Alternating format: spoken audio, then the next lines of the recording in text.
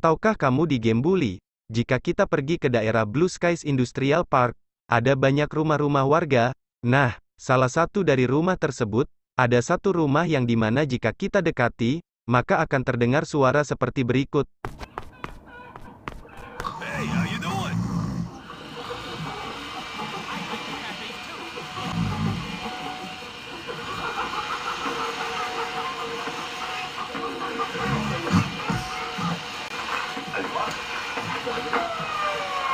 Dilansir dari bully.fandom.com, suara aneh tersebut merujuk ke sebuah taman bermain. Tapi faktanya, tidak ada taman bermain di sekitar daerah itu. Menurut kalian gimana nih soal suara aneh tersebut?